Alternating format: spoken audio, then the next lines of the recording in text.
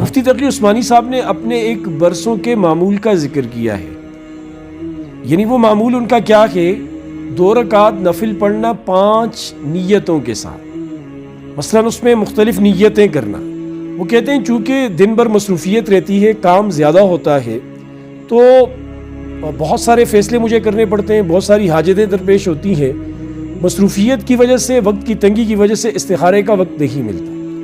وہ فرماتے ہیں برسوں سے میرا معمول یہ ہے کہ روزانہ میں 2 رکعت نماز نفل پڑھتا ہوں 5 نیتوں کے ساتھ. یعنی 2 رکعت نماز نفل پڑھتا ہوں، اس میں صلاۃ توبہ کی نیت بھی کرتا ہوں، نمبر 1.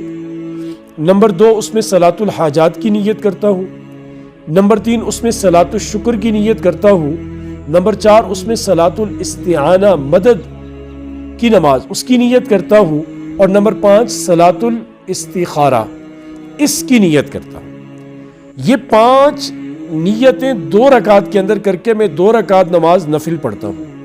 اور وہ فرماتے ہیں کہ برسوں سے میرا یہ معمول ہے، اور اللہ تبارک و تعالیٰ نے اس 2 رکعت کی برکت سے میرے سارے کام آسان کر دیے.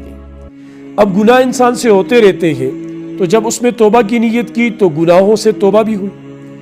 بہت ساری حاجات درپیش انسان کو آتی رہتی ہیں، اس میں حاجت کی نیت کی، حاجات کی، تو وہ مسئلہ بھی بیچ میں حل ہوا.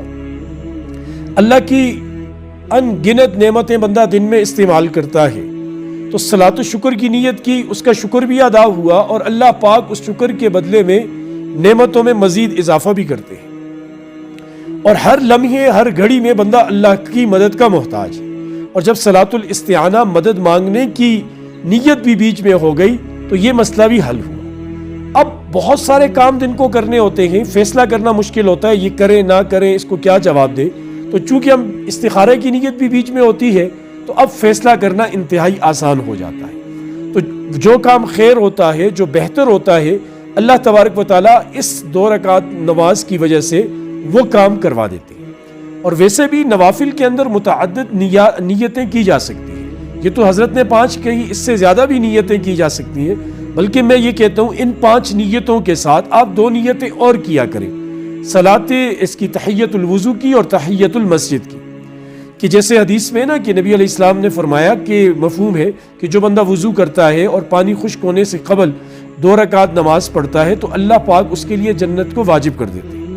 اور حضرت بلال رضی اللہ تعالیٰ عنہ کا وہ عمل کہ نبی علیہ السلام نے حضرت بلال کو بلایا اور ان سے پوچھا کہ ایسا کون سا کام کرتے ہو تم کہ تمہارے قدموں کی آہٹ کی آواز میں نے جنت میں سنی اپنے آگے.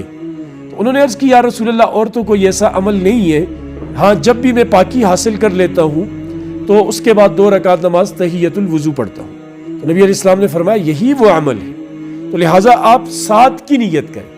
5 جو مفتی صاحب نے بتائی، صلاۃ التوبہ، صلاۃ الحاجات، صلاۃ الشکر، صلاۃ الاستعانہ، صلاۃ الاستخارہ، اور ساتھ میں تحیۃ الوضو اور تحیۃ المسجد. یہ اگر دن میں ایک بار بھی کر لیں تو بہت سارے مسائل آپ کے حل ہو جائیں گے، اور بہت ساری پریشانیوں کا حل آپ کو، یعنی 5-10 منٹ کی نماز میں اللہ تبارک و تعالیٰ آپ کی ساری پریشانیوں کو دور کر دیں گے.